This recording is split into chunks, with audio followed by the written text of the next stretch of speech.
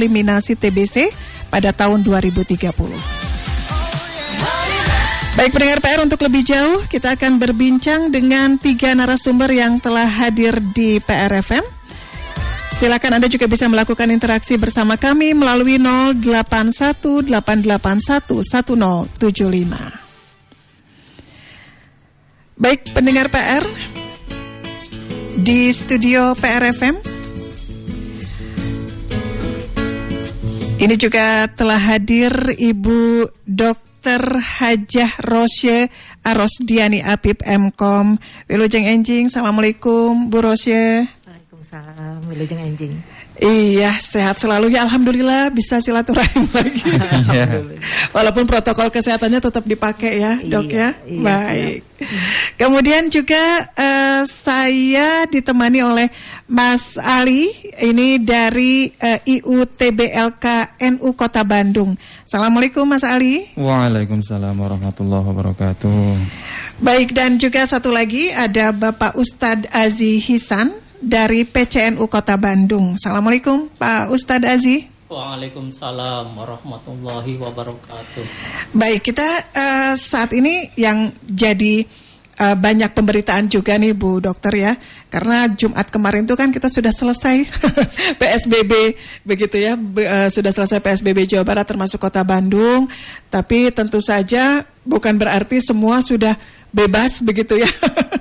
Dari COVID-19, justru malah harus semakin waspada ya ketika kita sudah tidak PSBB lagi ya, sudah adaptasi baru. Nah, Bu Dokter dan juga pendengar PR, ini kita ini selama ini yang terdengar itu kan COVID-19 begitu ya, dan seperti apa memang sesuatu yang ini sesuatu yang baru dan harus waspada begitu. Tapi sebenarnya ini juga ada penyakit lain yang sebenarnya menular dan juga paling mematikan, begitu betul Dokter, itu TBC. Tapi saat ini kan informasinya, isunya kalah dengan COVID-19 ya. Nah ini mungkin barangkali bisa disampaikan terlebih dahulu Dok, sebenarnya TBC itu apa sih Dok, silakan. Iya, terima kasih. Ya memang betul sekali bahwa seolah-olah penyakit itu hanya ada satu sekarang, hanya COVID-19. Semua terfokus ke sana sampai kita melupakan ada satu penyakit yang sebetulnya ditemukan sejak abad kapan ya, 1800 awal ditemukan, tapi berkembang ke sini pun ternyata perkembangannya malah komorbidnya, artinya penyakit-penyakit yang penyertanya jadi bertambah. Maksud saya seperti orang dengan HIV sangat rentan, orang dengan DM gitu. Jadi perkembangannya si TBC ini, karena memang TBC ini adalah satu penyakit yang ada hubungannya juga dengan daya tahan tubuh, sehingga beberapa penyakit dengan daya tahan tubuh juga menjadi ditemukan ya pada sekarang ini menjadi lebih berat untuk TBC-nya. Nah itu mungkin perkembangannya. Nah untuk di Kota Bandung sendiri ini memang luar biasa. TBC adalah satu penyakit yang terutama menyerangnya itu adalah di organnya paru-paru. Itu yang terutama. Tapi seluruh organ juga bisa terkena. Tapi pintu masuknya adalah dari saluran pernafasan gitu. Jadi dari sama halnya mungkin dengan COVID, dari droplet yang selama ini orang dengan TB ya, misalnya batuk sembarangan, kemudian tidak menggunakan masker saat batuk, kemudian tidak menggunakan etika batuk dengan baik, tidak mencuci tangan, meludah di mana saja. Nah sehingga di udara ini kan jadi beredar kuman-kuman TB, dan itu dihirup oleh orang-orang yang sehat, yang kebetulan rentan gitu, itu bisa masuk ke tubuh kita gitu. Nah yang uniknya mungkin dari TB ini adalah, dari TBC ini dia sifatnya itu dorman. Jadi ketika masuk ke dalam tubuh, saat daya tahan tubuh bagus, dia diam, tapi bukan berarti nggak ada gitu. Tidak menyerang tubuh. Nah begitu daya tahan tubuhnya jelek gitu, itu kemudian berkembang. Barulah kemudian muncul gejala. Mungkin ini yang makanya sulit sekali dihilangkan ya. Seperti itulah penularan. Saya berharap mungkin kalau masyarakat sekarang aware dengan masalah masker, Iya. aware juga dengan masalah etika batuk, dengan mencuci tangan menggunakan sabun, tidak meludah sembarangan. Mudah-mudahan semuanya bisa untuk membantu juga untuk menurunkan atau memutus mata rantai penularan dari TBC ini. Gitu mungkin. Jadi cukup serius juga ya dok ya? Serius, dengan sangat serius. TBC ini. Karena ketika kita sehat sebenarnya virus itu tetap masih ada begitu. Kemungkinan ya? terhirup itu ada, betul.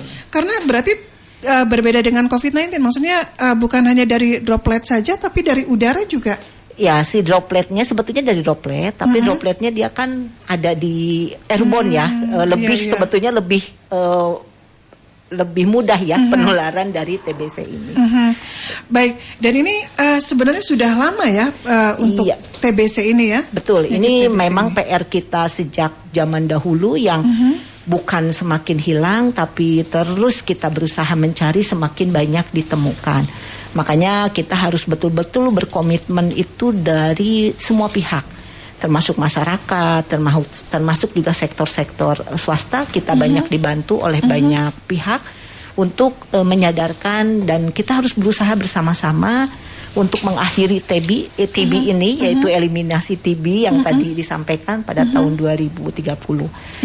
Karena kenyataannya TB saat ini menjadi salah satu penyakit yang masuk ke dalam 10 besar kematian ini dari infeksi ini adalah TB.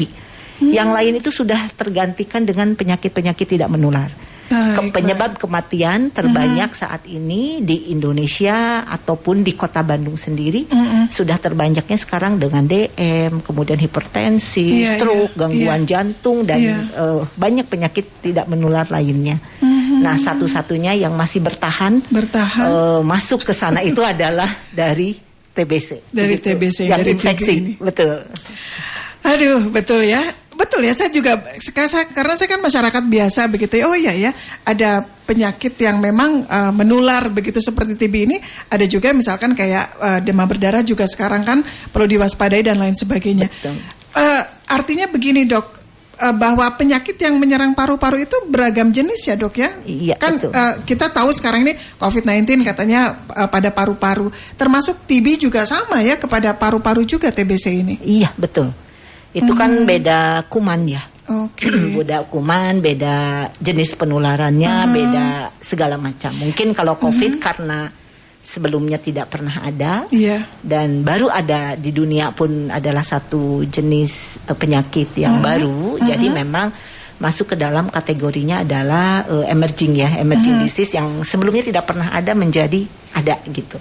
Nah, kalau TB ini kan sejak 1800 sekian gitu ditemukan, dan sekarang masih menjadi ancaman. Tapi vaksin sama obatnya itu sebenarnya ada ya dok ya? Ada. Dan TB ini bisa sembuh gitu. Bisa itu sembuh, makanya yang sebetulnya butuh kerjasama, bukan mimpi kita untuk mengeliminasi atau memutus mata rantai penularan dari TB dan menghilangkan TB di muka bumi ini. Sebetulnya bukan hanya mimpi, itu bisa, tapi memang butuh kerjasama semua pihak.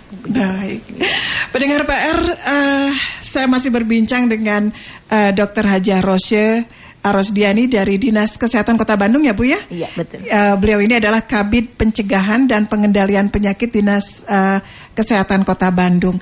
Nah, sekarang saya pengen tahu nih Bu, di Kota Bandung sendiri sebenarnya jumlahnya seperti apa? Kemudian yang rentan terkena itu juga pada usia berapa, Dok? Iya.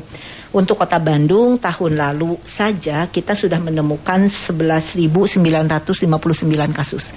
Di tahun ini, tahun 2020, walaupun dengan berbagai keterbatasan karena ada banyak sekali pembatasan pelayanan, tapi ternyata TB di triwulan pertama itu kita sudah menemukan 2.552 kasus. Itu satu triwulan gitu. Ini kan cukup besar gitu ya sebetulnya, betul. Dan mungkin yang menjadi evaluasi kita saat ini untuk masyarakat Kota Bandung, ketika ditemukan, kita penemuan kasusnya ini luar biasa. Teman-teman di puskesmas juga dibantu oleh banyak pihak, teman-teman di rumah sakit semuanya berusaha mencari begitu dan menemukan. kita sudah melebihi target sebetulnya kalau penemuan kasus. Sudah 139%, artinya target dari sekian jumlah penduduk itu sudah melebihi. Artinya kita mendeteksi awalnya sudah cukup bagus. Tapi sayangnya ini angka kesembuhannya, success rate-nya itu kita baru mencapai 80%. Artinya masih ada 80,13% yang tahun lalu. Artinya ini masih ada sekitar 20% sepanjang tahun kemarin ini yang masih tidak diketahui keberhasilan pengobatannya. Kenapa tidak diketahui? Ada yang pindah entah kemana karena pengobatan yang cukup lama sebetulnya. Itu kan butuh waktu, minimalnya 6 bulan harus terus minum obat gitu, dipantau gitu, kemudian dilaporkan. Nah, yang 20% ini ada yang entah kan tipikal kota Bandung mah mobilitasnya sangat tinggi sekarang, ada di sini, besok lusa udah ada di mana. Jadi kami ada beberapa yang kehilangan kontak juga, dan ada juga yang memang gagal dalam pengobatannya. Nah, ini yang sangat kita khawatirkan. Karena kalau sudah gagal, artinya yang kita khawatirkan adalah resisten terhadap obat-obat TB yang sudah disiapkan. Karena sebetulnya bisa TB, resisten juga ya, Dok? Betul. Obatnya itu kan program sudah ditanggung oleh pemerintah. Obat sudah disediakan. Sudah gitu. disediakan betul. Untuk TB ini.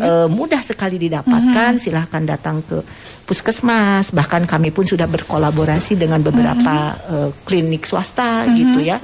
Nah, asal mau berobat sampai 6 bulan. Nah, mungkin ini salah satunya yang 20% ini selain berpindah-pindah, nggak sabar juga ya, karena merasa sudah tidak ada gejala. Tapi 2 ini bulan kan menjadi pengobatan, resiko ya, beresiko menularkan kepada yang lain ya, Dok ya. Jadi begini, saat 2 bulan pengobatan, rata-rata orang dengan TB yang awal misalnya ada gejala, itu seperti yang sehat aja sudah tidak apa-apa. Tapi tadi seperti tadi saya sampaikan, si kumannya ini di dalam paru-paru dia tidur gitu loh.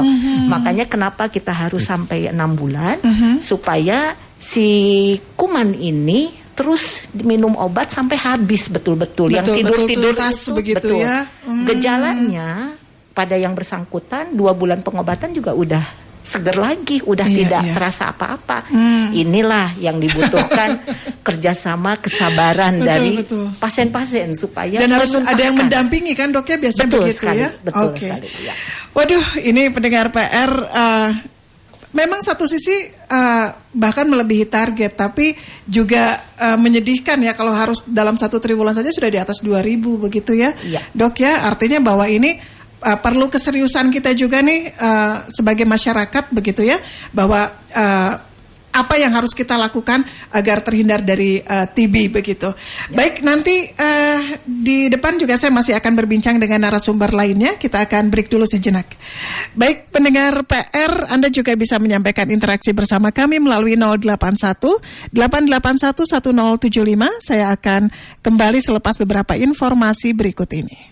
107.5 PRFM. Hai Tia, kenapa? Kok seperti yang lagi bingung? Iya nih, semenjak beli kasur baru, badan malah jadi gak enak. Bangun tidur kerasa pegel-pegel, kerja jadi gak konsen. Pasti tempat tidurnya bukan Smart Bed Clarissa. Smart Bed Clarissa itu dilengkapi dengan 2 permukaan yang berbeda, soft and hard. Tinggal membalikan permukaannya untuk kenyamanan yang berbeda. Kualitasnya terjamin dan harganya juga bersaing. Oh ya? Ya udah, saya beli Smart Bed Clarissa aja. Smart Bed Clarissa dilengkapi dengan 2 permukaan yang berbeda, soft and hard, diproduksi dengan mesin otomatis teknologi Amerika dan Eropa. Smart Bed Clarissa juga mempunyai kasur Healthy Collection, khusus dibuat untuk kesehatan dan yang bermasalah pada tulang belakang. Pagi Tia, kelihatan seger banget nih. Iya dong, berkat Smart Bed Clarissa. Smart Bed Clarissa, kasur sehat yang mengerti tubuh Anda. 107.5 PRFM News Channel. Terima kasih untuk Anda yang terus menyampaikan interaksi bersama kami. Ini beberapa pertanyaan juga sudah mulai banyak yang masuk ya. Tapi saya sampaikan dulu kabar dari Abah Ar. Terima kasih. Pukul 8 tadi menyampaikan kawasan Cinunuk arah Cibiru sudah normal macetnya. Cuaca cerah. Jadi padat ini ya kawasan Cinunuk menuju ke arah Cibiru. Hatur nuhun Abah Ar sudah menyampaikan melalui PRFM.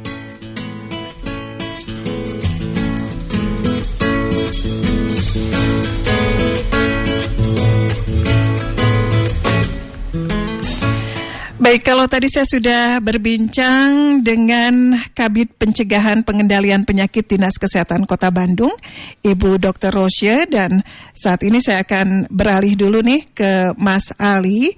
Beliau adalah dari Implementer Unit ya TB-LKNU Kota Bandung. Betul demikian Mas Ali? Betul.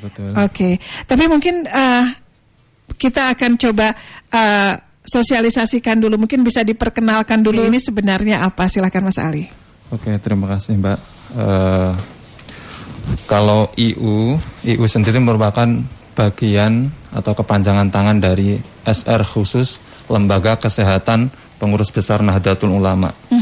Nah, di wilayah kerja kita itu tersebar di 10 provinsi. Kemudian ada, kalau di data kami sebaran kabupaten kotanya ada 61. Jadi semuanya itu bergerak di bawah komandonya LKPBNU. Nah, apa yang dilakukan oleh LKPBNU ini atau LKNU, Lembaga Kesehatan Nahdlatul Ulama ini, tiada lain tiada bukan membantu pemerintah dalam rangka mengeliminasi TBC. Makanya IU ini dalam proses awal sejak 2018 hingga sekarang itu kegiatannya yang mula-mula dilakukan adalah koordinasi tentu, kemudian dengan di berbagai pihak yang concern di bidang TBC. Kemudian yang paling penting dan utama di sini adalah pengkaderan.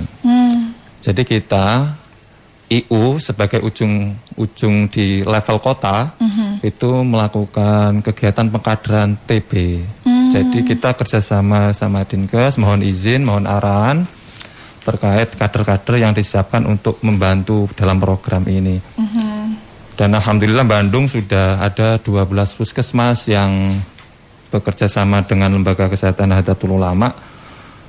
Dan alhamdulillah sudah kita 3 kali melakukan pengkaderan.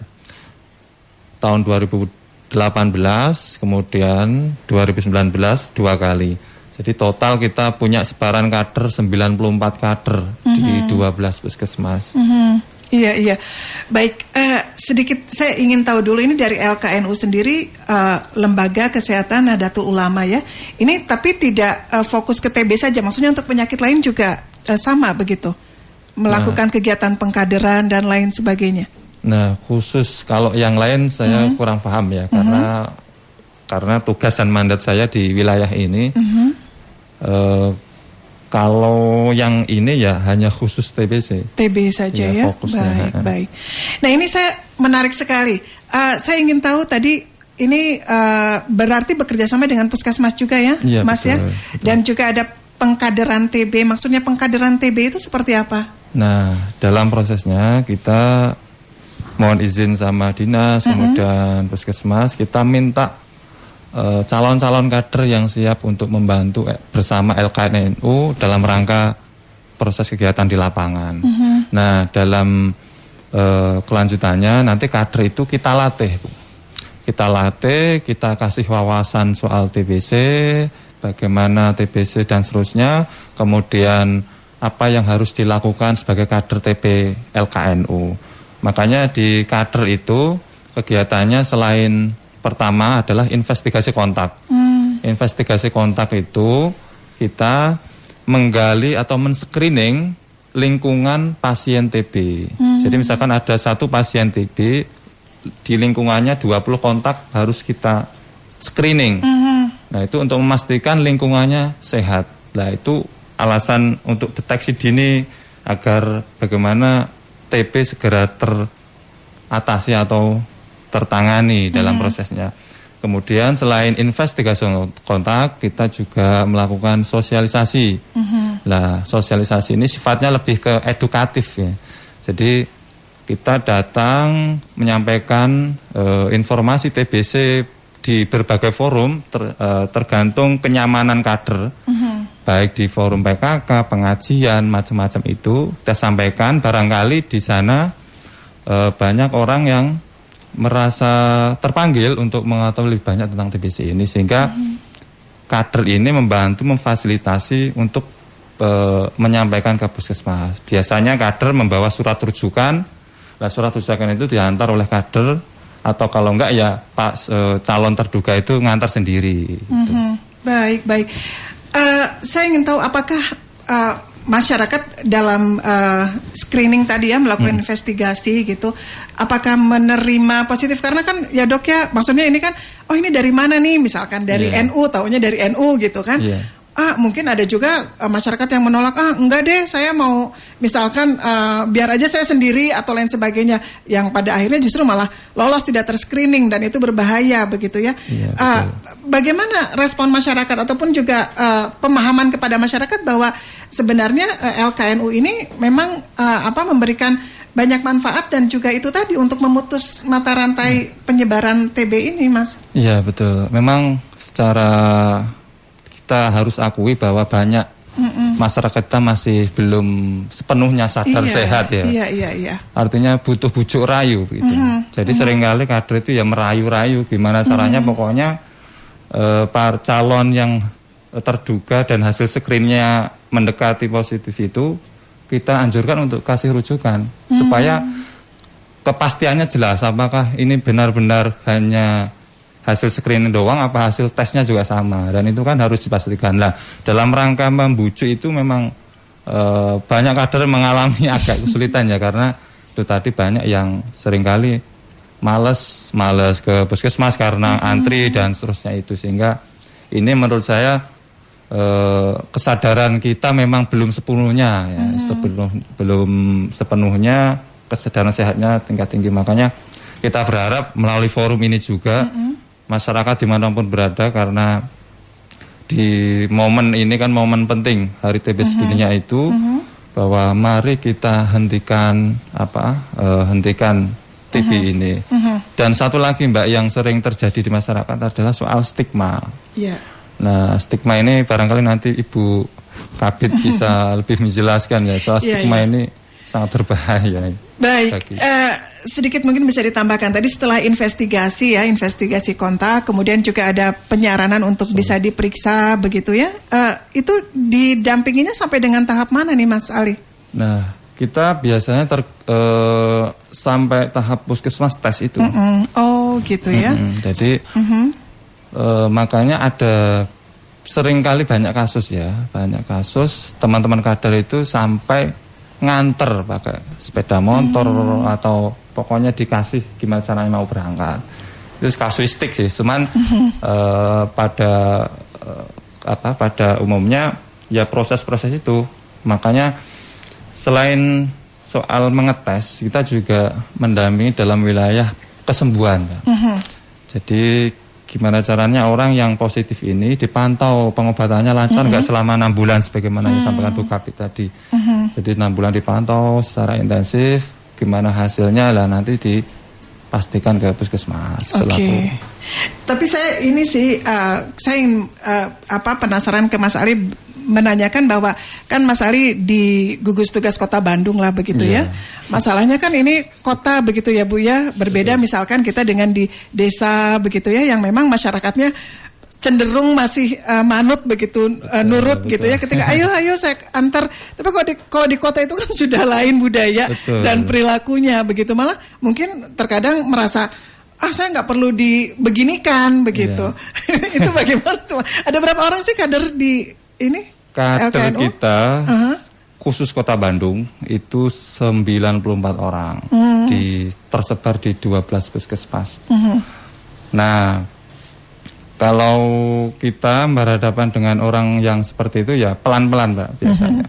Artinya Ya kita tidak langsung to the point menyampaikan masalah, Mas, gimana kalau Anda ini gejala-gejalanya begini sudah sesuai harus ini, enggak seperti itu. Gimana caranya teman-teman, kita dalam pelatihan kan juga dilatih komunikasi, bagaimana membuka pintu komunikasi dengan baik sehingga orang yang kita ajak untuk berobat ini sadar gitu loh, Mas. Oh iya ya, kita ini kan butuh sehat. Katanya akal yang sehat pada jiwa yang sehat, apa namanya itu ya, mens sana in corpore sano ya. Jadi jiwa yang sehat dalam tubuh yang sehat, sehingga gimana caranya berangkat dari sana masyarakat ikut sadar sih dengan sendirinya gitu. Tapi ya banyak yang lepas juga. Baik, nanti setelah break saya juga ingin bertanya kepada Ustadz Aziz Hisan ini dari PCNU, karena biasanya komunikasi melalui pendekatan personal itu biasanya person to person itu mungkin lebih bisa mengena begitu ya, dan bagaimana juga peran PCNU sendiri begitu untuk terus memberikan perhatian penuh begitu kepada kesehatan masyarakat. Nanti selepas break kita akan lanjutkan Pak Ustadz ya.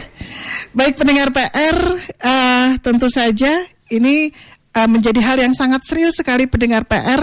Ternyata tadi juga disampaikan oleh Dr. Rosya, kemudian juga disampaikan oleh Mas Ali, begitu bahwa TB ini nggak bisa main-main begitu, karena ini juga masih masuk tadi kata dokter dalam urutan keberapa dok untuk kematian? Ke-6 atau tapi untuk yang infeksi 10, ini ya 10 besar ini 10 masuk besar, ya, dan satu-satunya infeksi ini hanya TB. Satu-satunya infeksi ini hanya TB ini. Baik pendengar PR, Anda bisa terus menyampaikan interaksi bersama kami melalui 081 881 ya 0881 1075. Saya Nancy Krisna masih akan kembali untuk Anda. Masih pada stay at home kan guys? Stay at home jangan mengganggu rencana kuliah ya. Gabung di Fakultas Ilmu Seni dan Sastra Universitas Pasundan aja guys. Ada program studi Desain Komunikasi Visual, program studi Fotografi, program studi Seni Musik, dan program studi Sastra Inggris. 4 program studi dengan jenjang S1 terakreditasi BAN PT dengan peringkat baik sekali. Nah, untuk mendaftar kalian bisa kunjungi pmb.unpas.ac.id. Ikuti petunjuknya dan ikuti ujian saringan masuk dengan format online. Ujian saringan masuk gelombang 2 diselenggarakan hari Rabu 29 Juli 2020. Jadi daftar segera ya guys. Khusus untuk kalian yang punya prestasi, Fakultas Ilmu Seni dan Sastra juga terima mahasiswa baru melalui jalur penelusuran minat dan kemampuan atau PMDK. Untuk yang ini kalian boleh buka fis.unpas.ac.id/PMDK. Informasi lain mengenai program studi dan pendaftaran kalian boleh hubungi Bapak Nana Koswara di 0823 1861 4445. So, tunggu apa lagi? Raih sukses menjadi profesional di bidangnya. Universitas Pasundan, pilihan pasti setiap generasi. Fakultas Ilmu Seni dan Sastra. Brighten up tomorrow.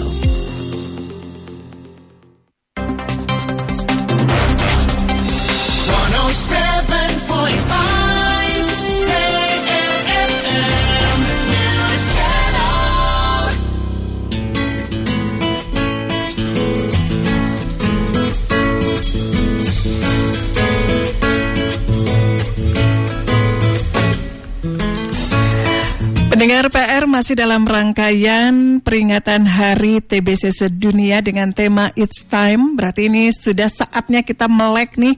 Kalau selama ini mungkin kita juga tahu ada penyakit yang namanya TB atau orang biasa mengenalnya TBC gitu ya. Ada yang bilang penyakit paru gitu ya.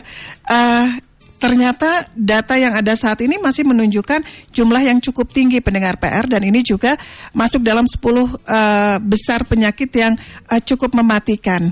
Nah pendengar PR, kalau tadi 2 narasumber sudah berbincang dengan saya, saat ini saya juga ingin berbincang dengan Ustadz Aziz Hisan dari PCNU Kota Bandung. Baik Pak Ustadz Aziz, saya mau tanya nih. Saat ini memang sangat PR yang besar lah begitu dari berbagai pihak ya, di mana semuanya bersinergi ya Bu Dokter ya, dari pemerintah, dari masyarakat, dari lembaga swadaya masyarakat dan lain sebagainya, termasuk juga dari teman-teman ulama dan lain sebagainya, termasuk juga dari PCNU. Nah ini kemarin itu kan, kalau kembali lagi karena kondisinya sekarang masih COVID-19 begitu ya, tantangan harus menutup tempat ibadah gitu ya dan lain sebagainya, ini kan butuh komunikasi yang kuat begitu, termasuk juga dengan tadi pengingat kepada masyarakat tentang bahaya TB ini yang kadang mungkin disepelekan. Bagaimana sejauh ini PCNU sendiri melakukan komunikasi kepada masyarakat? Silakan Pak Ustadz. Bismillahirrahmanirrahim. Assalamualaikum warahmatullahi wabarakatuh. Waalaikumsalam. Alhamdulillah masalah TB ini kita semakin jelas karena berbagai literatur yang di internet pun banyak sebetulnya. Yang saya baca itu bahwa setiap detik itu terjadi kasus dalam dunia ini, dan kemudian pernah juga Indonesia mengalami peringkat kedua yang terbanyak kasus TBC ini setelah India. Dan kemudian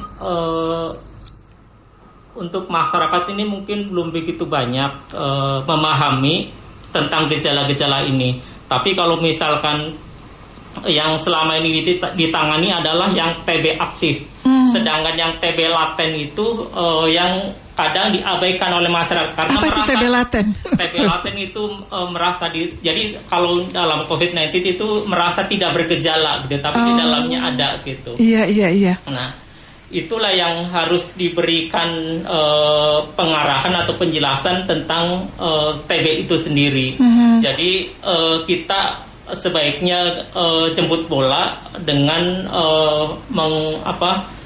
mendatangi tempat-tempat konsentrasi massa, semacam misalkan alhamdulillah sekarang Jumatan sudah bisa dimulai, mungkin di sana salah satu titik sasaran, atau di tempat-tempat pengajian mungkin masih yang sudah menerapkan protokol kesehatan sudah mulai dilakukan. Nah, jadi di sana bisa memberikan penjelasan. Dan mungkin kalau misalnya tidak memungkinkan, kita bisa melalui media sosial. Jadi kita bisa membuat penjelasan-penjelasan yang praktis yang bisa dipahami oleh masyarakat, apa sih bahaya TB dan apa pentingnya budaya sehat itu. Jadi yang harus kita tangani adalah justru yang penyebab timbulnya TB itu sendiri. Misalnya dengan pola hidup sehat yang image masyarakat sekarang itu, kalau pola hidup sehat itu terkesan itu harus mahal biaya. Iya. Tapi kalau misalkan kita memberikan penjelasan, tidak perlu begitu mahal biaya, tapi ada hal-hal yang harus kita hindari, yang bisa kita hindari dengan biaya murah. Nah, itu yang harus diberikan penerangan kepada masyarakat tersebut. Iya. Nah, ini kan Pak Ustadz pasti sebuah tantangan begitu ya, ketika kita dengar nama Nahdlatul Ulama begitu ya, pasti orang berpikirnya kegiatan-kegiatannya hanya berkenaan dengan tadi kegiatan-kegiatan keagamaan begitu ya. Padahal sebenarnya sisi kesehatan juga sangat disoroti begitu ya, dan menjadi konsen ya di sana ya Pak Ustadz. Nah, ini maksudnya kerjasama dari PCNU sendiri sejauh ini, apakah juga itu tadi kepada DKM atau pusat-pusat di mana memang kaum muslim memang berkumpul di sana begitu Pak Ustadz? Iya. Di NU itu sendiri ada banom-banom yang menangani hal-hal yang spesifik seperti itu. Kalau misalnya pendekatan ke masjid, di sana ada lembaga takmir masjid. Nah, itu bisa bekerja sama, bisa bersinergi bagaimana caranya misalnya mengadakan penyuluhan kesehatan di masjid, itu bisa kerjasama dengan lembaga takmir masjid. Atau misalnya pengajian-pengajian pesantren-pesantren, ada RMI itu yang menangani masalah perkumpulan atau persatuan pesantren-pesantren itu. Jadi NU itu tidak hanya menangani masalah fikih syariah, tapi juga segala lini kehidupan itu harus ditangani, termasuk ekonomi dan lain sebagainya, politik juga ada. Iya betul. Jadi sebenarnya semua bidangnya, kesehatan, ekonomi, sosial, budaya juga mungkin ya Pak Ustadz ya. Nah Pak Ustadz, saya pengen tahu tantangan di masyarakat, karena sebenarnya kita sebagai umat muslim ini sudah nempel banget gitu ya, kebersihan sebagian daripada iman begitu ya, tapi ternyata toh banyak juga begitu yang masih mengenyampingkan soal kebersihan, kesehatan dan lain sebagainya begitu. Tantangan lainnya nih Pak Ustadz yang kerap kali untuk bisa menyadarkan begitu kepada umat muslim khususnya untuk care begitu dengan kesehatan ini, terutama dengan TB ini. Termasuk juga mungkin merokok ya, Dok, itu juga salah satu juga ya. Betul sekali. Nah, bagaimana tuh Pak Ustadz? Iya, memang selama ini justru yang misalan banyak merokok itu justru banyak masyarakat yang level rendah gitu, yang secara perekonomian agak kurang gitu, walaupun tidak semuanya gitu, cuma kadang justru orang untuk perlu hiburan, perlu penyaluran dan lain sebagainya itu salah satunya dengan merokok gitu. Nah itu yang mungkin harus kita beri penjelasan bagaimana sih dampaknya gitu, apa maslahat dan mafsadatnya gitu. Kalau misal merokok nanti efek negatifnya apa dan positifnya apa gitu. Jadi jangan merokok asal merokok gitu tanpa ada produktivitas gitu. Iya. Baik. Kembali saya ke Dr. Rosya nih. Dok, ini kan kita punya tujuan untuk terus mengeliminasi TBC di masyarakat ini begitu ya. Tadi bagaimana LKNU, kemudian juga Pak Ustadz ya dari PCNU ini sangat konsen sekali. Sebenarnya peran dari lembaga-lembaga di luar pemerintah ini cukup maksimal begitu membantu untuk mengeliminir TBC ini, Dok. Iya, betul sekali.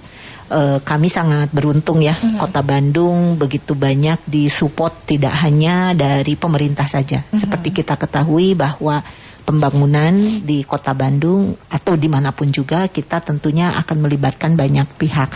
Kita ada tripartit, tentunya ada pemerintah, ada juga swasta dan ada di masyarakat. Nah, ini adalah salah satu dari organisasi di masyarakat yang banyak membantu kita. Kita pun banyak juga dibantu oleh para akademisi dari untuk pengembangan pencegahan dan pengendalian dari TBC ini. Nah, seperti tadi disampaikan bahwa LKNU ini mengambil peran sesuai dengan fungsinya, yaitu memberdayakan masyarakat. Masyarakatnya siapa? Ya masyarakatnya masyarakat Kota Bandung juga gitu. Jadi kader-kader yang dipilih itu kami berkoordinasi sejak awal. Jadi tidak serta-merta LKNU tiba-tiba bawa orang, ini orang saya gitu, tidak seperti itu. Kita bekerja sama dengan puskesmas, kemudian semuanya juga dalam satu alur yang memang sudah kita laksanakan. Kita tahu bahwa kami pun pemerintah sangat-sangat banyak dibantu oleh para kader. Kader-kader kesehatan yang saat ini berada begitu banyaknya di masyarakat. Itu sebetulnya ujung tombak kami gitu ya. Mereka lah yang banyak membantu sampai detail, karena petugas puskesmas kan berapa orang harus mengawasi, harus mencari sekian banyak orang. Jadi kita lebih berfungsi di manajemennya, kemudian pengobatan dan sebagainya, dan kami dibantu banyak sekali dengan para kader, termasuk di dalamnya adalah kader-kader yang dilatih kemudian dibentuk oleh LKNU ini yang saat ini adalah fokus ke masalah TBC ini gitu. Oke. Dan tadi tidak perlu khawatir karena sebenarnya kalau kita mau memeriksakan, berobat itu sudah ditanggung oleh pemerintah begitu untuk pengobatannya sendiri. Betul. Ya? Jadi teman-teman kader-kader yang luar biasa ini itu mencari lebih tadi mungkin investigasi kontak tadi itu dengan menggunakan tool yang sederhana yang bisa sebetulnya masyarakat juga mengetahui ini terindikasi atau tidak gitu. Nah, itulah yang dilatihkan pada masyarakat gitu. Nanti ketika ada kecurigaan itu bukan diobati oleh mereka juga, tapi ditarik kemudian dibawa ke puskesmas untuk dilakukan pemeriksaan selanjutnya. Bahkan kalau perlu harus dirujuk, kita lakukan rujukan ke rumah sakit gitu. Nah, disinilah peran. Ketika pengobatan ternyata bisa ditangani di puskesmas dengan obat-obat program yang memang bisa diakses oleh seluruh masyarakat yang membutuhkan, artinya tidak ada pembiayaan untuk obat-obat tersebut, itu untuk pemantauan kan tadi saya sampaikan luar biasa ya, minum obat terus-menerusnya harus terus diingatkan Suka ada bosannya ya, Dok. Betul, tidak hanya yang bersangkutan, tapi keluarga, dan harus ada kader yang memantau. Ini benar nggak nih diminum gitu, terus diingatkan, udah minum obat belum gitu. Sekarang jadwalnya harus dicek lagi, karena kan seperti TB ini ketika awal terdiagnosis melalui pemeriksaan, nanti bulan kedua itu harus dicek lagi. Kemudian untuk melihat apakah sudah ada perubahan atau belum. Ini juga menentukan apakah perlu dirujuk atau tidak gitu. Nah, biasanya target kita di 2 bulan pengobatan ini si kumannya udah nggak ada, tapi bukan berarti sembuh gitu loh. Itu terus minum obat sampai nanti di akhir pengobatan. 6 bulan itu ya, Dok? Betul. Nanti di bulan ke-5, ke-6 itu sekali lagi dilakukan pengetesan. Oke, clear berarti sudah sembuh. Baru kita nyatakan sembuh sesudah tahapan yang luar biasa panjang. Nah, masyarakat inilah butuh sekali kami dukungan. Salah satunya adalah dari LKNU ini yang melatih masyarakat supaya membantu teman-teman di puskesmas, membantu kami melakukan pemantauan, mengingatkan, dan juga tentunya yang pelacakan tadi. Iya, betul. Jadi sebenarnya pemerintah sudah memfasilitasi semuanya, begitu. Betul. Kita tinggal kitanya mau begitu ya, untuk sehat, untuk mau dicek, berobat begitu ya, karena semuanya sudah ditanggung oleh pemerintah. Mas Ali, saya ingin tahu nih, biasanya masyarakat menolak karena apa nih? Biasanya satu lagi, sebelum itu saya mau menanyakan, menyisirnya itu seperti apa sih, Mas Ali? Kok bisa misalkan tahu begitu bahwa orang ini dan lingkungan sekitarnya yang perlu melakukan tadi tes ke puskesmas begitu, karena dikhawatirkan ada TB. Itu bagaimana menyisir awalnya, Mas? Nah, kita kan awal pertama sebelum ke lapangan, kader itu kan koordinasi dengan puskesmas, minta informasi sebaran pasien TB. Nah, dari data itu kader turun ke lapangan, mencari alamat tentunya ya, mencari alamat, karena kita ada semacam teori investigasi kontak. Ketika ada satu pasien, lingkungannya itu terduga ada 6 yang terduga dan 1 positif begitu. Jadi 6 sekelilingnya itu bisa diduga ada, dan 1 teorinya itu positif, dan itu tidak dalam kenyataannya memang tidak semuanya teori itu pasti ya. Banyak macam-macam, ada yang bahkan tidak sama sekali tidak ada yang di screening. Nah, kita itu dibekali oleh form itu isinya alat screening, alat bantu screening. Jadi misalkan ciri-cirinya nanti bisa Ibu Dinkes yang membantu menjelaskan. Jadi kayak batuk, kemudian keringat dingin di malam hari, kemudian berdahak ya, terus kemudian bayi itu karena rawan. Kalau bayi di kita wajib dirujuk. Saran dari pelatihan, pokoknya bayi orang tua harus dirujuk karena faktor resiko istilahnya, resiko tinggi sehingga harus dirujuk, sehingga itu prosesnya. Nah, kalau untuk tadi sebelum kita ke break nih, tantangan biasanya masyarakat pasti ada penolakan begitu ya. Itu biasanya apa alasan penolakannya tuh, Mas? Nah, tadi karena sebagaimana yang pada prinsipnya kayaknya kita kesadarannya belum sepenuhnya. Kemudian kedua, banyak yang sudah saya ini enggak apa-apa kok, sehat-sehat saja kok, gitulah alasannya macam-macam. Kemudian alasan yang ketiga, alasan teknis sih, seperti malas nunggu antri, itu kan teknis sekali. Berarti kalau dia enggak mau antri kan berarti budaya kita untuk sembuh kan belum sepenuhnya. Padahal harus diakui kenyataan memang harus antri kan, harus diterima. Nah, hal-hal kecil seperti itu yang sedikit banyak mengganggu lancarnya pekerjaan investigasi dan mengantar ke puskesmas. Jadi itu. Kalau bisa ditangkap mungkin masih belum menganggap serius TB ini gitu ya. Betul. Baik, ini juga sudah banyak pendengar PR yang menanyakan tentang terutama ini gejala ya. Nanti akan coba saya bacakan juga pendengar PR, dan silakan Anda masih bisa berinteraksi bersama kami melalui 081 8811075. Saya akan kembali bersama 3 narasumber yang telah hadir di studio PRFM. Tetap bersama kami. Rasakan pengalaman menginap di kota Bandung dengan sentuhan nuansa Pulau Dewata Bali di Bali World Hotel. Berlokasi strategis di Jalan Soekarno-Hatta nomor 713 Bandung. Nikmati harga promo menginap mulai Rp325.000. Berlaku setiap hari. Harga kamar sudah termasuk pajak dan breakfast untuk 2 orang. Dan rayakan momen bahagia dalam momen hidup Anda di Bali World Hotel Wedding Package. Mulai dari Rp28 juta hingga Rp66 juta.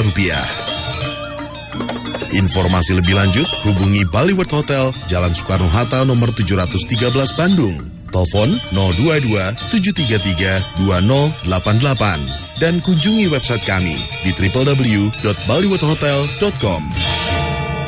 Bali World Hotel Bandung, the first and the solution. Masker down, sarung tangan down, jaket down, hand sanitizer down. Apalagi ya? Cek, mau kemana? Mau ke kantor PLN buat tambah daya, Mang. Listrik saya ngejepret aja. Gara-gara pandemi corona saat ini kan, suami dan anak-anak jadi pada kerja dan belajar di rumah. Jahitan masker dan APD juga lagi banyak nih. Terus kenapa Cepopon malah pergi keluar rumah? Kan PLN bisa dihubungi lewat PLN Mobile. Gampang, gak ngabisin pulsa telepon. Cukup download aplikasi PLN Mobile, login, lalu pilih menu tambah daya. Mudah dan aman kan? Oh iya bener, mana lagi ada si virus corona eta. Untung ada PLN Mobile. Nuhun ya. PLN Mobile, urusan listrik di genggaman tangan. 107.5 RFM News Channel. Dari Kang Otong ini menyampaikan Gentong arah Garut setelah lingkar Gentong ya, belokan pertama katanya ada truk terguling. Hati-hati posisinya di pinggir jalan, namun sudah ada petugas, tidak terlalu mengganggu arus lalu lintas. Terima kasih informasinya Kang Otong ya. Jadi Gentong arah Garut, ini setelah lingkar Gentong, belokan pertama ada truk terguling, namun sudah ada petugas di sana. Baik pendengar PR, saya akan bacakan ya interaksi yang telah hadir melalui 081 881 1075.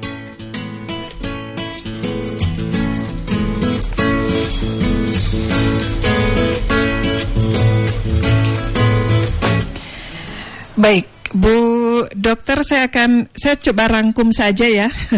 Ini antara lain juga banyak yang menanyakan, Kang Endos dan juga pendengar PR, sebenarnya Bu, apakah berdahak itu tandanya TBC, batuk berdahak itu apakah tandanya TBC?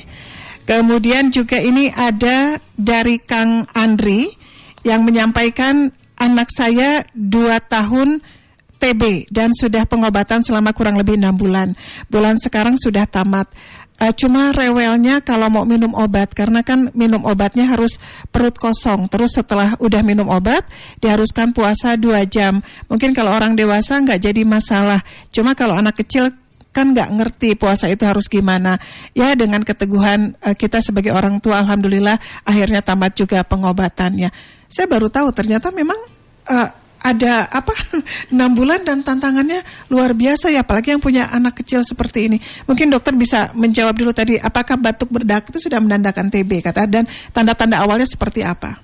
Iya, gejala awal yang khas itu biasanya salah satunya adalah batuk ya. Batuknya itu berdahak, kemudian batuk yang tidak berhenti dalam 2 minggu. Nah, kalau udah 2 minggu nih batuknya nggak berhenti gitu, udah minum obat ini itu gitu ya. Kemudian suka ada juga demam yang nggak jelas gitu, disebut demam enggak hareeng panginten bahasa Sundanya mah gitu. Iya, hanut aja gitu ya. Gitu, nggak enak badan itu gitu. Nah, biasanya malam hari itu yang khas, tapi banyak juga yang tidak khas seperti itu. Kadang berkeringat malam hari yang nggak jelas, orang dingin tapi karena metabolismenya meningkat gitu. Perlawanan tubuh terhadap kuman gitu, jadi dia metabolisme meningkat, jadi berkeringat di malam hari. Saat sebetulnya tidak harus berkeringat, kalau panas mana pasti berkeringat gitu, yang lain biasa saja. Nah itu salah satu gejala-gejalanya. Nah Untuk batuk berdahak tadi yang disampaikan, kalau lebih dari 2 minggu batuknya tidak berhenti, lebih baik memang diperiksakan gitu. Pemeriksaannya sebetulnya yang paling tepat adalah memeriksakan dahak kita gitu. Apakah mengandung virusnya ataukah dan tidak. Itu ke lab di puskesmas sudah di bisa puskesmas ya? juga bisa untuk kita laksanakan. Iya. Kemudian yang tadi masalah pengobatan, jadi si obat ini memang dipengaruhi oleh interaksi, salah satunya adalah dengan makanan. Gitu. Jadi wah ini luar biasa sampai 2 jam sesudahnya ya. Walaupun sebetulnya persis 2 jam artinya betul-betul sudah diserap oleh tubuh, betul-betul dijaga ini. Akang siapa tadi ini luar biasa 6 bulan ya. Tapi memang karena anaknya juga usianya masih 2 tahun ya. Iya betul. Kang Andri tadi. Betul, itu luar biasa untuk menjaga efektivitas dari obat sebetulnya. Iya. Gitu, ya. Baik. Memang perjuangannya yang luar biasa. Iya. Jadi butuh kesabaran. Ini juga selamat pagi ada dari Dr. Dadang Rukanta. Ini katanya tendensi saya banyak menangani pasien TBC ekstra paru katanya dok. Semuanya sembuh jika obat tuntas dan juga harus kontrol disiplin. Kuncinya sabar dan yakin. Terima kasih Dr. Dadang Rukanta ini juga sudah menyampaikan. Jadi harus tuntas betul ya dok. Betul, ya? ini dokter Daeng ini ahli spesialis orto. Wilujeng enjing Kang Daeng ini luar biasa. Beliau pasti menemukan kasus-kasus seperti tadi saya sampaikan, utama di paru tapi juga bisa keluar. Salah satunya adalah ke tulang, ke perut, ke otak, sekalipun seluruh organ tubuh bisa terkena. Dokter Daeng ini karena beliau adalah spesialis orto, ya spesialis bedah tulang, tentu banyak menemukan kasus dan betul sekali asal minum obat bisa berhasil. Saya pernah di tempat cuci darah begitu ya, bertemu dengan perempuan masih gadis begitu ya, dan dia ginjalnya itu sudah kena dan menggunakan selang untuk membuang itu ya, katanya kena virus TB tapi ke ginjal begitu dok. Iya, bisa itu semua organ bisa, ya? Terkena, betul sekali. Itulah berbahayanya. Aduh, nah ini nih saya mau kembali ke Ustadz Aziz Ihsan. Nah Pak Ustadz, ini kan sebenarnya hal yang betul-betul harus diperhatikan sekali oleh masyarakat ya, berkaitan dengan kesehatan ini, khususnya TB ini begitu. Kalau teman-teman di PCNU sendiri begitu ya, selama ini begitu respon dari masyarakat begitu sekitar ketika misalkan melakukan bantuan ataupun pendekatan begitu berkenaan dengan bidang kesehatan, mengeliminasi pencegahan penyakit begitu, bagaimana Pak Ustadz respon masyarakat sendiri, dan sebenarnya apa sih biasanya harapan mereka itu Pak Ustadz? Respon masyarakat sebetulnya kalau misalkan diberikan penjelasan ya, dengan pendekatan yang baik, insya Allah mau menerima. Misalkan di tempat pengajian biasanya ada penyuluhan gitu, dan alangkah lebih bagusnya nanti ada pemeriksaan di tempat-tempat umum seperti itu. Jadi yang tadinya TB laten itu sudah bisa bisa mengenali bahwa beliau tuh ada gejala gitu yang tidak dirasakan selama ini gitu. Nah jadi bagaimana pendekatannya sekarang gitu. Kalau sudah diberikan penjelasan supaya berkesadaran hidup sehat, insya Allah bisa, insya Allah. Baik. Masih ada satu sesi terakhir ini sebelum kita closing statement ya dari masing-masing narasumber yang hadir di sini. Terima kasih juga untuk pendengar PR yang terus menyampaikan interaksinya bersama kami. Bapak dan Ibu, nanti kita akan lanjutkan. Masih ada satu sesi terakhir yang bisa kita isi. Baik, pendengar PR, pastikan terus Anda bersama kami di 107,5 PR FM News Channel. Assalamualaikum warahmatullahi wabarakatuh. Para wajib pajak kendaraan bermotor di wilayah Jawa Barat, saya Hening Widiatmoko, Kepala Bapenda Provinsi Jawa Barat, sesuai dengan keputusan Tim Pembina Samsat Jawa Barat dalam masa adaptasi kebiasaan baru atau new normal, program Triple Untung dilanjutkan sampai dengan 31 Juli 2020. Bebas denda PKB, bebas BBNKB 2, bebas progresif untuk tunggakan yang balik nama. Untuk pembayaran pajak kendaraan tahunan, wajib pajak bisa menggunakan inovasi layanan e-Samsat, Sambara, dan Samsat Jebret. Jangan khawatir, di setiap kantor pelayanan Samsat di Jawa Barat dilaksanakan protokol pencegahan penyebaran COVID-19. Laksanakan protokol kesehatan jika keluar rumah dan masuk rumah, pakai masker, jaga kesehatan, jaga jarak. Mari bersama cegah penyebaran COVID-19. Pajak Anda berkontribusi untuk pembiayaan pencegahan penyebaran COVID-19. Hatur nuhun. Wassalamualaikum warahmatullahi wabarakatuh.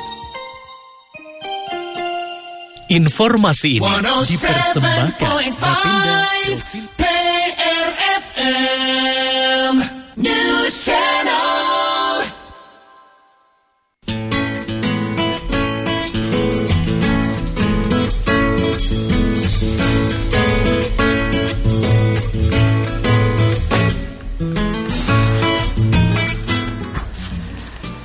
Baik, pendengar PR, di sesi terakhir mungkin saya akan mulai dulu dengan Mas Ali ya, dari LKNU Kota Bandung ya. Silakan Mas, mungkin ada yang bisa disampaikan sebagai penutup sesi talk show ini, bagaimana masyarakat kemudian bisa turut berpartisipasi. Kalau misalkan ada nih di antara pendengar PR yang ternyata peduli begitu, namun tidak memiliki lembaganya, kemudian ingin bergabung untuk pengkaderan dan lainnya, silakan. Terima kasih. Sebagaimana yang dijelaskan Ibu Kapit tadi, bahwa pada dasarnya kader TB yang dilatih LKNU ini kader TB untuk semuanya, siapapun bisa bergabung. Nah, kenapa ada lembaga kesehatan Nahdlatul Ulama? Ini hanya menyediakan fasilitas untuk dilatih, itu aja. Nah, jadi kita malah justru Sebentar senang. Mas, berapa lama itu biasanya pelatihannya untuk kaderisasi ini? 3 hari biasanya. 3 hari kalau ya? pelatihannya. Yang memberikan pelatihannya? Ibu Kabid ini yang sering. Ibu Kabid 2, jadi sudah terpercaya lah ya. Oke, silakan dilanjutkan Mas. Nah, kalau justru banyak yang mau bergabung itu malah gitu yang kita harapkan. Karena bagaimanapun kita nggak bisa sendiri ya. Kita nggak bisa sendiri dengan sumber daya yang ada. Apalagi Bandung ini kota besar, ada banyak puskesmas yang belum bekerja sama dengan kami. Ya kan? Oleh karena itu ini momentum kesempatan bagi kami, terutama Lembaga Kesehatan Nahdlatul Ulama, untuk menyampaikan bahwa sudah saatnya kita itu menghentikan TBC. Dimulai dari diri sendiri ya. Makanya tema TBC ini kan harusnya kan pada pelaksanaan hari TBC ini kan 24 Maret harusnya. Nah, karena ya kemarin banyak hal di luar dugaan kita sehingga diundur sampai sekarang. Nah, pada kesempatan ini kita mengajak, karena saya yakin Bandung ini memiliki sejarah panjang yang luar biasa. Saya yakin dari sini mudah-mudahan masyarakat seluruh kota Bandung, apalagi bisa dijangkau seluruh Jawa Barat, mari kita sama-sama hentikan mengucilkan orang-orang yang terduga TBC. Betul. Mari justru mereka-mereka yang kena TBC harus dirangkul. Dan kami Lembaga Kesehatan Nahdlatul Ulama siap membantu memfasilitasi untuk itu. Baik. Selanjutnya saya bergeser ke Bapak Ustadz Aziz Hisan dari PCNU. Pak, ini juga berkenaan dengan peringatan Hari TB sedunia ya, dengan tema besarnya yaitu It's Time. Mungkin Pak Ustadz juga bisa menyampaikan begitu dari PCNU sendiri berkenaan dengan tema besar TBC ini, It's Time ini, mengingatkan kembali kepada kita umat Muslim begitu. Kepada masyarakat Kota Bandung pada khususnya, marilah kita menyadarkan diri untuk bisa hidup sehat, berperilaku hidup sehat. Kemudian juga kita sering-seringlah mengkonsultasikan kesehatan kita supaya itu bisa menjadikan ibadah kita lebih optimal. Kalau misalnya kita mengalami sakit, mungkin ibadah kita agak terganggu. Tapi kalau misalnya kesehatan kita prima, insya Allah ibadah kita pun akan prima. Nah, jadi marilah kita berbudaya, berpola hidup sehat, kemudian rajin-rajinlah memeriksakan diri, apalagi kalau ada fasilitas-fasilitas yang gratis ini, jangan sungkan-sungkan untuk memeriksakan diri demi kesehatan kita dan masyarakat. Iya, baik. Terima kasih Pak Ustadz. Ini Bu Dokter, sebelum ditutup juga ini ada beberapa pendengar juga yang menanyakan kalau ingin memeriksakan paru, katanya dari TB, merasa sehat tapi ingin memeriksa paru, itu dengan cara apa, katanya dari TB? Iya. kita melakukan dengan screening dulu. Kalau untuk masyarakat, screeningnya sederhana, hanya menjawab beberapa pertanyaan yang tadi seperti yang dilakukan oleh kader. Jadi silahkan untuk datang ke puskesmas. Nah, kalau misalnya memang memenuhi beberapa kriteria, ada poin-poinnya, ada scoringnya juga. Nanti dari sana bisa untuk ditindaklanjuti. Baik. Terakhir silakan Bu untuk mengingatkan kembali nih selaku Kabid Pencegahan dan Pengendalian Penyakit Dinas Kesehatan Kota Bandung yang sejauh ini masyarakat juga kadang lupa atau tidak menganggap serius dengan TB ini. Silakan Bu Dokter. Ya, mungkin kami Dinas Kesehatan Kota Bandung, pemerintah Kota Bandung berkomitmen untuk melawan ataupun menuju eliminasi untuk TB, tapi memang kami butuh sekali kerjasama dari seluruh masyarakat, dari seluruh elemen untuk bersama-sama mengakhiri COVID mungkin yang pertama, karena ini sama-sama juga droplet juga hampir sama penularannya. Kemudian juga untuk eliminasi TB yang sudah kita canangkan pada tahun 2030 dengan gerakan yang disebut dengan TOS, temukan, obati sampai sembuh. Jadi TB ini adalah penyakit yang bisa sembuh sampai tuntas, dan tentunya ini juga tadi yang masalah stigma bahwa orang dengan TB tidak untuk dikucilkan, tapi kita bantu untuk diobati sampai sembuh dan bisa beraktivitas kembali dan bisa kembali berkarya seperti halnya masyarakat yang sehat lainnya. Itu saja mungkin. Terima kasih. Baik pendengar PR, kami juga mohon maaf kalau tidak bisa membacakan seluruh pertanyaan, tapi sudah kami rangkum tadi kurang lebih. Sekali lagi terima kasih Ibu Dr. Hajah Rosye Arosdiani Apip MKom, Kabid Pencegahan dan Pengendalian Penyakit Dinas Kesehatan Kota Bandung. Kemudian juga ada Mas Ali dari IUTBL KNU Kota Bandung dan juga Ustadz Aziz Hisan dari PCNU Kota Bandung.